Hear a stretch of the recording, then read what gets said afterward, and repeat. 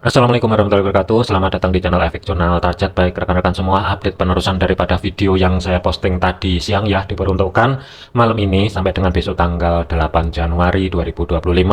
Sebelum masuk ke teknikal dan fundamental ya, rekomendasi broker ada FBS, baik akun SEN ataupun akun standar tersedia ya, linknya silahkan dicek di kolom deskripsi ya. Kelebihannya withdraw ataupun deposit itu cepat, kemudian dari segi historinya itu panjang banget. Contoh di gold itu kita masih bisa lihatin histori di bawah tahun 2000 ya, jadi pola pembentukan chartnya di market itu enak, kelihatan banget pola-polanya. Jadi cocok untuk yang swing ya, polanya itu benar-benar kelihatan jelas dari segi time frame besarnya ya. Untuk link ada di deskripsi. Kemudian saran yang kedua adalah untuk terutama untuk pemula ya, usahakan disiplin konsisten, gunakan jurnal sebagai pembantu ya, dan jurnal ini bisa dibuat sendiri ataupun kalau pengen instan itu silahkan cek di kolom deskripsi. Yang ketiga mengenai kelas materi SRP ya, itu masih dibuka kelas umum nanti sampai dengan pendaftarannya tanggal 14 terakhir ya, soalnya tanggal 15 itu sudah dimulai untuk kelasnya. Jadi nanti untuk pendaftarannya itu maksimal adalah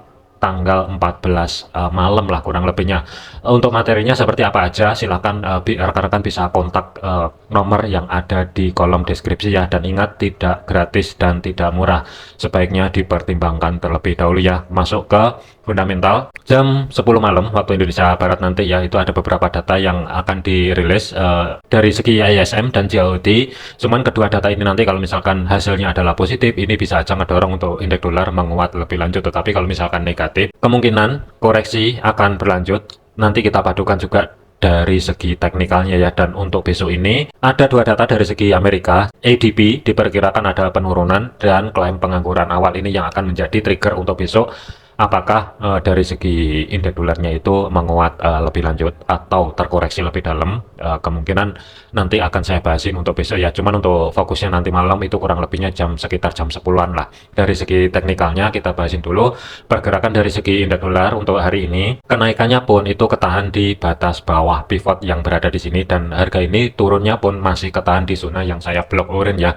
Untuk kuncinya masih tetap belum ada perubahan. 107.72 ini yang akan menjadi kunci untuk malam ini. Kalau misalkan kehilangan level area tersebut, apalagi didukung kalau misalkan dari segi data fundamental yang akan rilis nanti hasilnya adalah negatif, ini bisa aja cepat kedorong ke bawah, yang akan menjadi next targetnya berada di 107 sampai dengan 107.12.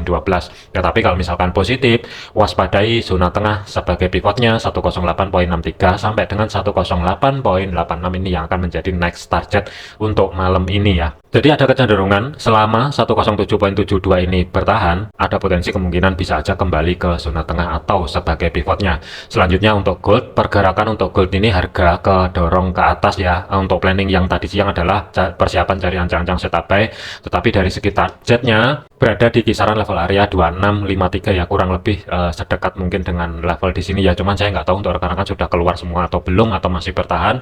Tetap waspadai aja. Dari segi level area SRP-nya ini juga masih belum ada perubahan. Kalaupun ada kenaikan, sementara pantau terlebih dahulu di antara zona yang saya blok hijau di sini ya. Tetapi kalau misalkan nanti kurang lebih 2 sampai dengan 3 jam cek di time frame yang lebih kecil, saran saya jangan sampai di bawah M15 ya. Kalau misalkan ada pola pembentukan contoh seperti ini, ada candle impulsif bullish ya mendekati di sini, dan dia tidak mampu break atau kurang lebih lah misalkan dipasin di sini ya, kalau dia sideways di sini tidak segera turun, saran saya ya jangan sell di sini. Biasanya nanti akan dibablasin, baru setelah mencapai level area satu tingkat di atasnya biasanya baru ada potensi muter balik ya. Ini kalau misalkan sebelum break di atasnya antara 2654 atau 265 di sini ada sideways contoh kayak gini kurang lebihnya ya, dia sidewaysnya itu di bawahnya garis, saran saya pikirin baik-baik kalau mau sell di sini ya, biasanya akan dibablasin ke atas terlebih dahulu. Cuman untuk planning buy, saya pribadi sudah keluar ya, saya nggak nunggu di atas, tetapi saya sudah harus persiapan cari ancang-ancang setup sell sebenarnya. Tetapi akan saya pantau dulu di dua level area antara zona yang saya blok hijau atau di zona yang saya blok biru di sini. Kemungkinan akan saya pertimbangkan untuk cari ancang-ancang setup sell kembali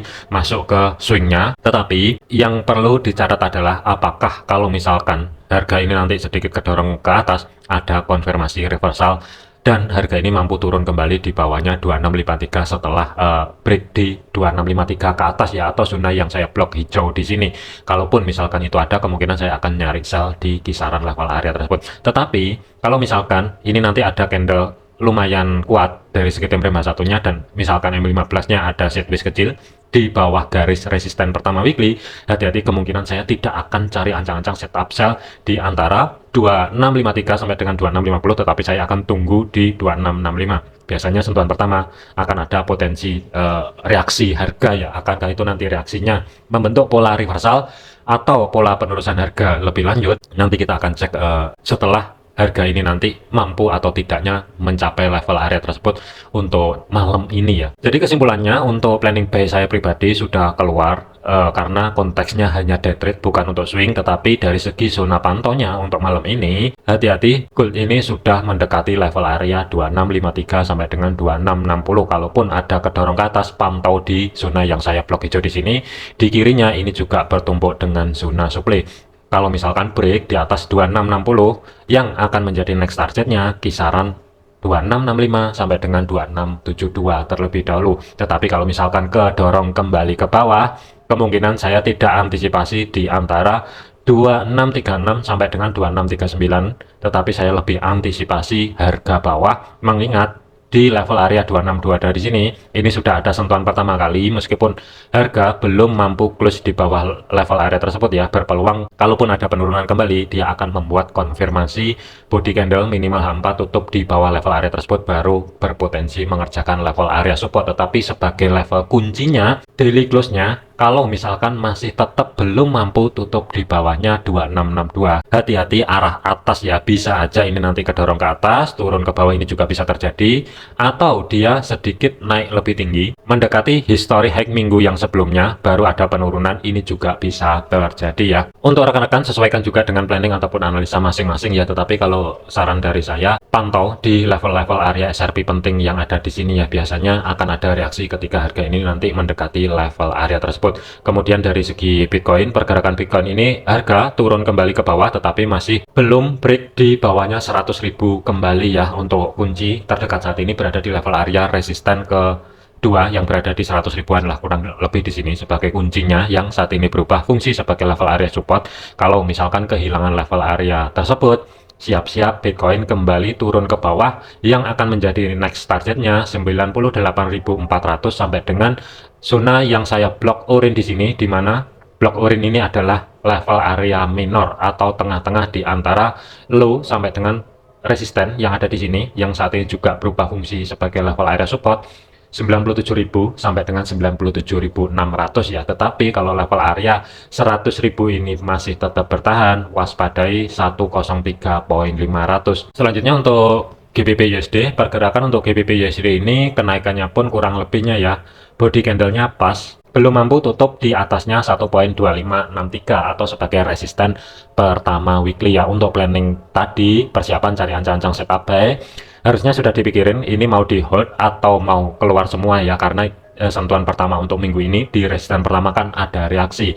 Kalau misalkan untuk malam ini kuat menahan pergerakan harga, ketika dia pullback kembali ke atas ya, waspadai arah bawah yang akan menjadi zona pantaunya malam ini sampai dengan besok. Ada 3 level area di antara 1.25100, 1.24800 dan 1.2447 ini kalau misalkan ada penurunan ya. Cuman biasanya sentuhan pertama di sini pasti ada reaksi. Nah, reaksinya ini akankah dia mampu kedorong ke bawah atau malah bablas ke bawah? Waspadai zona tengah sebagai pivot kembali ya. Tetapi kalau misalkan ada kenaikan, saya masih ragu kalau misalkan hari ini mampu bergerak di atasnya 2600 ya, atau 1.2600 di sinilah sebagai history high minggu yang sebelumnya. Terus terang saya masih ragu. Ada peluang kemungkinan untuk GBP USD ini kembali ke bawah, retest untuk yang kedua kalinya di zona tengah atau sebagai pivot. Hati-hati di level area 1.24800 pembulatan ya. Selanjutnya adalah untuk Euro USD. Pergerakan untuk Euro USD ini kenaikannya pun juga statusnya mirip-mirip dengan GBP, tetapi dia ketahan di level area blok biru di sini ya.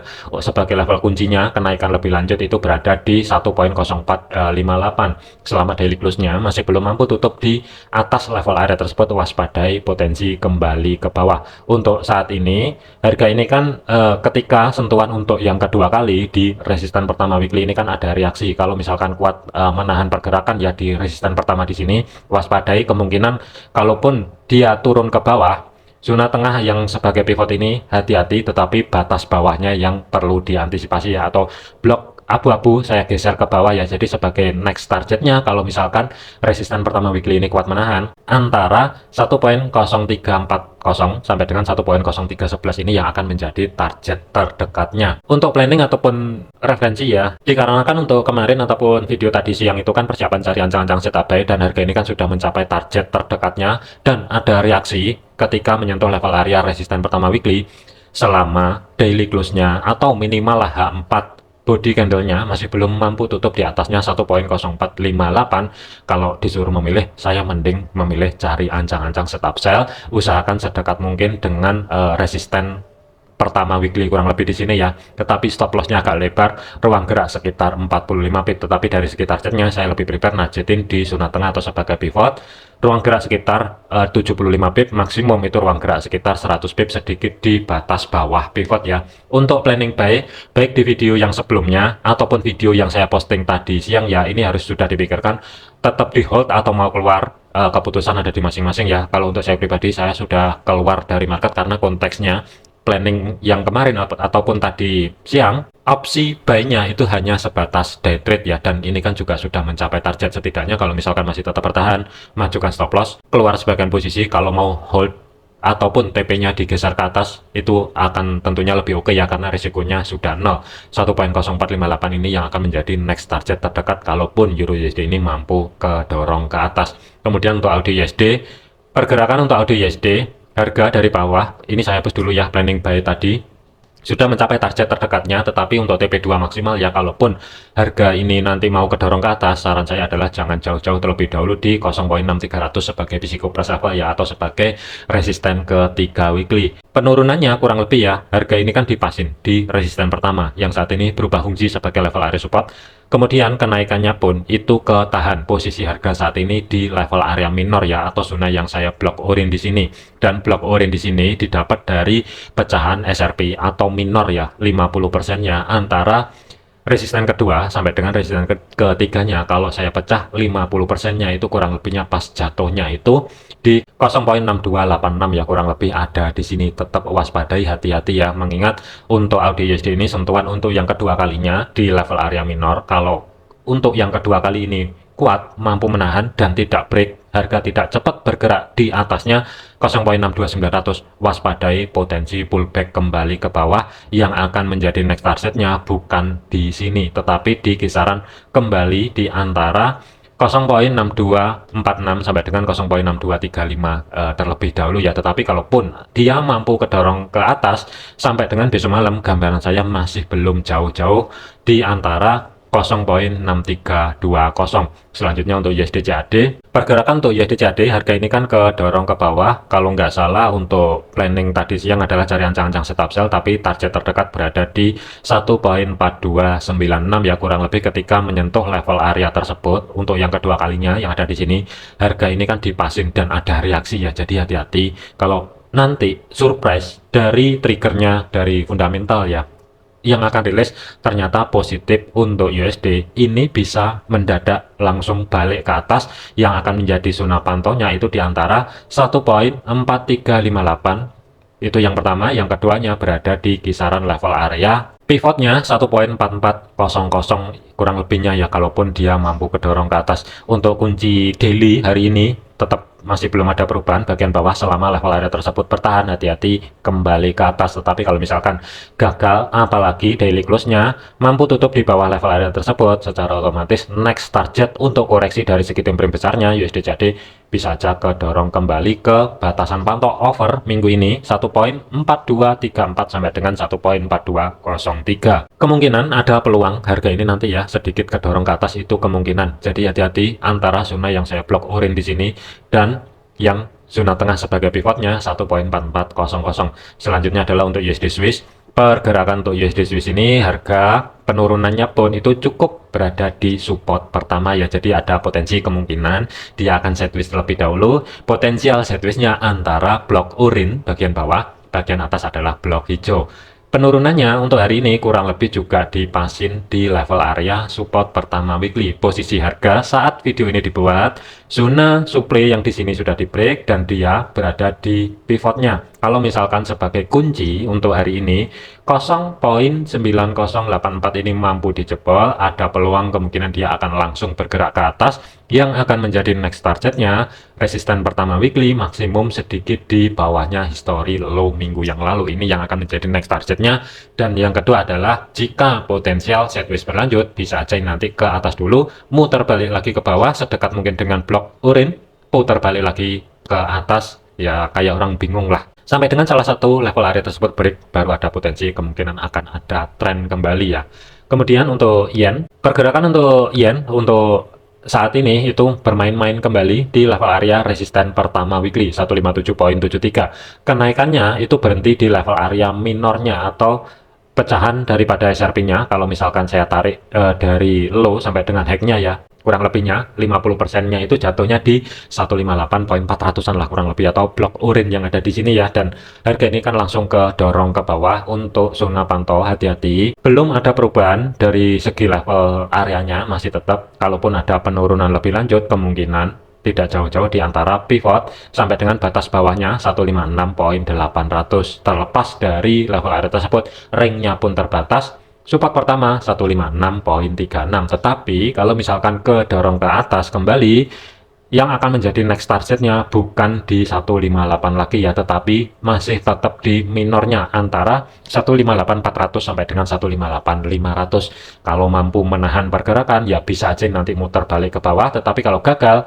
bisa langsung ke level area resisten kedua weekly 158.75. Untuk planning, sebenarnya saya lebih memilih cari ancang-ancang setup buy sebenarnya, tetapi akan saya pantau dulu apakah di sini nanti terjadi konfirmasi penerusan harga antara 2 sampai dengan 3 jam ke depan, atau dia kehilangan level area 157.73 turun ke bawah baru ada potensi kenaikan kembali. Intinya adalah untuk posisi saya pribadi, saya akan pantau untuk cari ancang-ancang setup buy. Kurang lebihnya yang pertama ada di sini, yang kedua di antara 157 sampai dengan 156.78 ini. Kalau misalkan ada konfirmasi pembalikan arah atau konfirmasi penerusan harga ya, kalau misalkan ada di sini, kemungkinan saya akan masuk di antara level area tersebut untuk cari ancang-ancang setup buy. Targetnya 158.400, maksimum adalah di 158.75. Oke, jadikan video ini sebagai referensi, jangan dijadikan sebagai patokan. Segala keputusan risiko menjadi tanggung jawab masing-masing. Jangan overload, jangan overtrade, tetap disiplin, konsisten, trading yang sehat dan berjangka panjang. Terima kasih, sampai jumpa di video yang selanjutnya.